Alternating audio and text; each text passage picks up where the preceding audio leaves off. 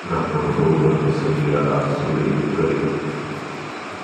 ما بعد، أعوذ بالله من الشيطان الرجيم.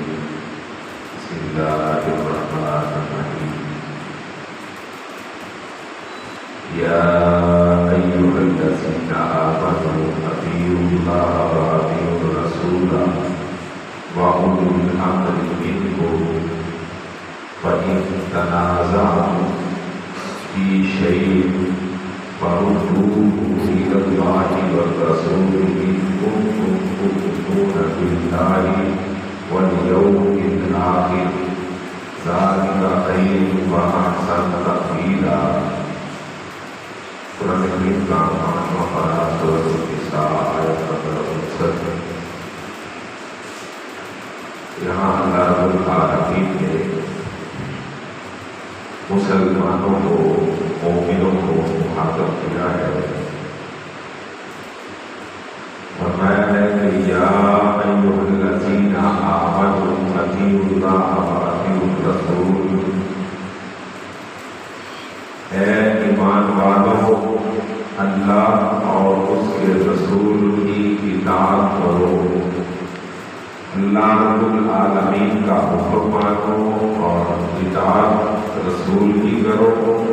وَأُولِي الْأَمْرِ مِنْكُمْ، اور جو تم میں سے حکام یا امراء مقرر کیے جائیں ان کی بات بھی مانو. یہاں آ کر لوگ بہت سی غلط فہمیوں میں مبتلا ہو جاتے ہیں. کہتے ہیں کہ آپ لوگ کہتے ہیں اللہ اور اس کے رسول کی مانو، تو اللہ نے تو خود حکم کیا ہے وَأُولِي الْأَمْرِ مِنْكُمْ، جو تم میں سے حکام یا لیڈر مقرر کیے گئے ان کی بات مانو.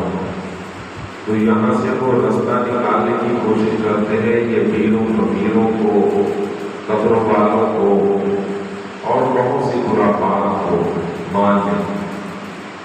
حالانکہ اللہ رب العالمین نے جو حکم دیا ہے کہ وہ دنیاوی معاملات میں اگر تمہارا کوئی لیڈر، کوئی حکام تمہارے اوپر مقرر کیے گئے ہیں، قانون بنایا گیا ہے، ان کی بات مانو.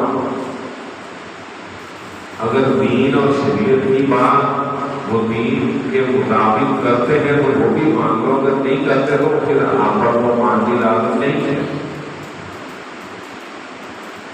فَإِن تَنَازَعْتُمْ فِي شَيْءٍ فَرُدُّوهُ إِلَى اللَّهِ وَالرَّسُولِ، بس اگر تمہارا آپس میں کوئی اختلاف ہو جائے، آپس میں کوئی جھگڑا تنازع ہو جائے، فَرُدُّوهُ إِلَى اللَّهِ وَالرَّسُولِ، پھر اسے اللہ اور اس کے رسول کی طرف لوٹا دو.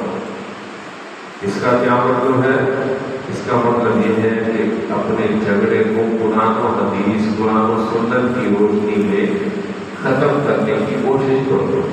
اللہ اور اس کے رسول کی طرف لوٹانے کا مقصد یہ ہے. ان کنتم تؤمنون باللہ والیوم الآخر، اگر تم مومن ہو، اللہ پر ایمان رکھتے ہو، قیامت کے دن پر ایمان اور یقین رکھتے ہو، ذالک خیر واحسن تأویلا، اور یہ بہت ہی بہتر ہوگا تمہارے لیے انجام کے حساب سے.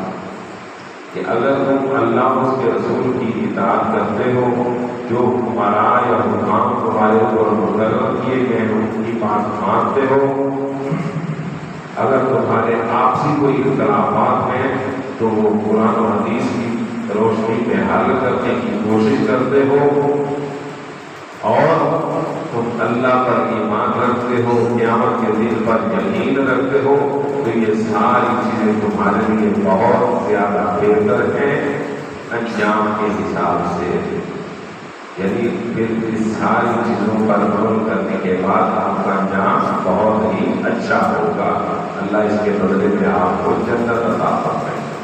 یہ بات ہمارے سمجھنے کی ہے، عام فہم مسلمانوں کے سمجھنے کی ہے.